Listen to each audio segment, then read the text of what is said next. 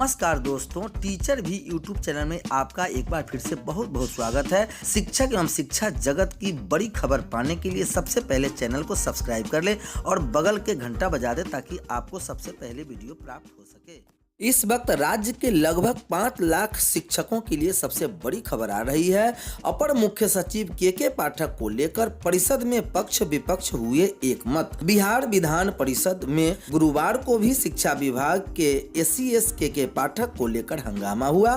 शून्यकाल के दौरान परिषद सदस्य संजीव कुमार सिंह ने के पाठक का मामला उठाया और कहा कि वह कैसा अधिकारी है जो मुख्यमंत्री से ऊपर है और उप मुख्यमंत्री के आदेश को भी नहीं मानता है। उन्होंने कहा कि मुख्यमंत्री ने सदन में स्कूल के समय को निर्धारित किया था, उनके भी आदेश को नहीं मान रहे हैं। क्या वे मुख्यमंत्री और सदन से ऊपर हैं? क्या वही विपक्ष के सदस्यों ने कहा कि वे अधिकारी नहीं है, हिटलर है, उसे अधिकारी को सदन में बुलाना चाहिए। सदस्यों के हंगामा को देखते हुए सभापति देवेश चंद्र ठाकुर ने भी कहा कि यह अति गंभीर मामला है। अपर मुख्य सचिव के पाठक के अत्यंत होने के बाद सामान्य प्रशासन विभाग के वरिष्ठ अधिकारी ने गुरुवार को इसकी पुष्टि कर दी है। के पाठक केंद्रीय प्रतिनियुक्ति पर जाएंगे, सरकार ने दे दी सहमति। यह बड़ी खबर आ रही है। शिक्षा विभाग के अपर मुख्य सचिव के पाठक केंद्रीय प्रतिनियुक्ति पर जाएंगे। राज्य सरकार ने श्री पाठक के आवेदन पर सहमति दे दी है। गुरुवार को सामान्य प्रशासन विभाग के वरिष्ठ अधिकारी ने इसकी पुष्टि भी की। सूत्रों ने बताया कि अभी श्री पाठक के आवेदन पर राज्य सरकार द्वारा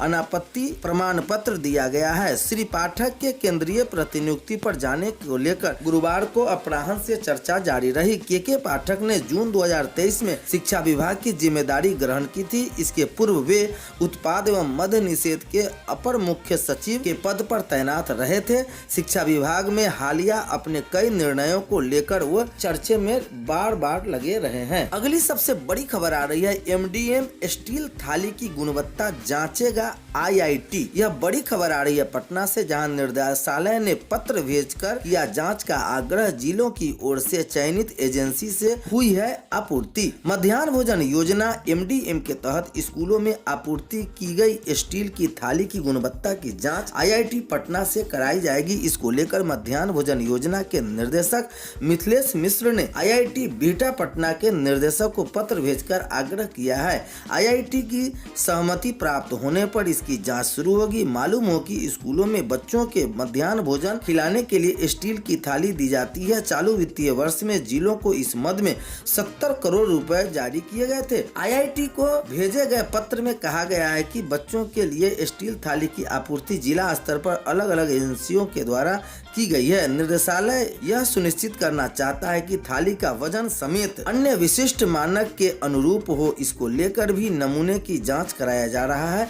कक्षा 1 से 5 और कक्षा 6 से 8 के लिए अलग अलग मानक के अनुरूप थाली की आपूर्ति की गई है। मध्याह्न भोजन योजना निर्देशालय की ओर से जिला शिक्षा पदाधिकारियों एवं कार्यक्रम पदाधिकारियों को भी निर्देश दिया गया है कि भौतिक रूप में निरीक्षण कर आप भी अपने स्तर से भी संतुष्ट हो लें कि स्कूल में आपूर्ति की गई थाली तय मानक के अनुरूप है। साथ ही हर एजेंसी के द्वारा आपूर्ति की गई 2-2 थाली नमूने के तौर पर निदेशालय को भी भेजें। भरी विवाद के बीच के पाठक को हटाए सरकार। प्रोफेसर अरुण कुमार।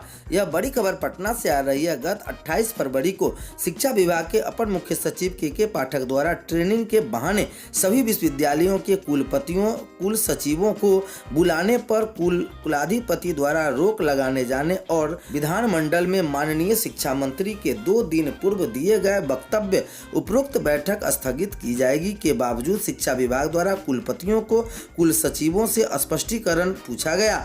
वेतन स्थगित करना, विश्वविद्यालयों के अकाउंटेंट का रोक न केवल शिक्षा विभाग के वे लगाम अधिकारियों का सनकी फरमान की बल्कि विश्वविद्यालय के नियमों परिनियमों की खुली चुनौती है। विश्वविद्यालयों के कुलपति और कुल सचिव माननीय कुलाधिपति के निर्देशों का पालन कर उचित और कानून सम्मत कार्य किया। अखिल भारतीय विश्वविद्यालय एवं महाविद्यालय शिक्षक महासंघ AR फुटको के महासचिव प्रोफेसर अरुण कुमार ने कहा कि शिक्षा विभाग का एक अधिकारी द्वारा कुलाधिपति के निर्देशों की चुनौती देना विश्वविद्यालयों के नियमों परिनियमों को दत्ता बताकर सरकार के निर्देशों इतर फरमान जारी करना साबित करता है कि सरकार का रवैया काफी ढुलमुल है।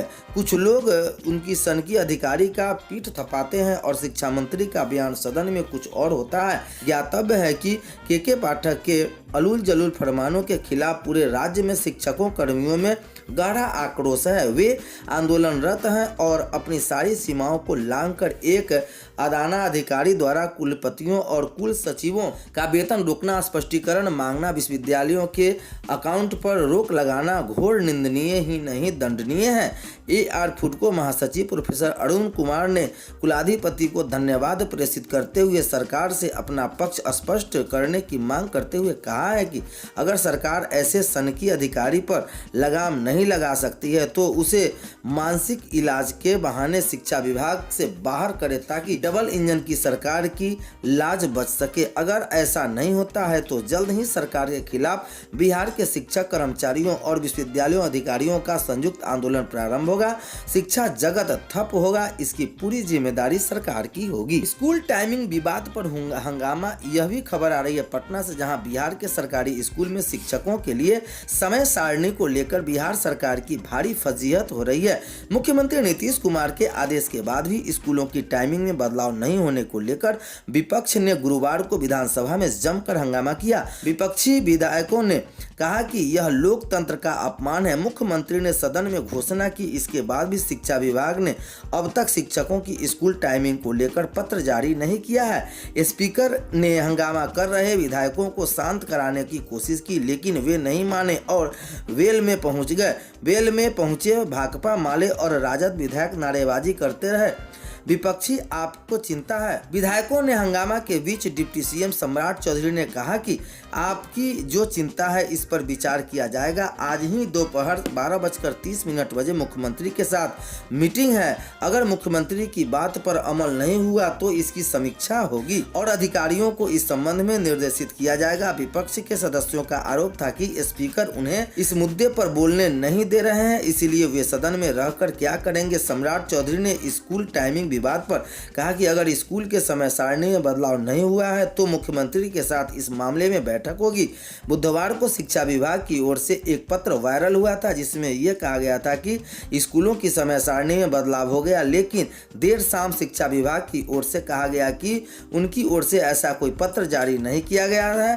मुख्यमंत्री और के पाठक के बीच इस मामले को लेकर टकराव चल रहा है। मुख्यमंत्री के आदेश के बावजूद भी के पाठक स्कूल के समय सारणी में बदलाव नहीं कर रहे हैं। इस वजह से सरकार को भारी किरकिरी हो रही है। 6061 प्रधानाध्यापकों की नियुक्ति के लेकर कवायद हो गई तेज, भेजी गई अधियाचना। बड़ी खबर आ रही है, बिहार लोक सेवा आयोग को करनी है यह नियुक्ति।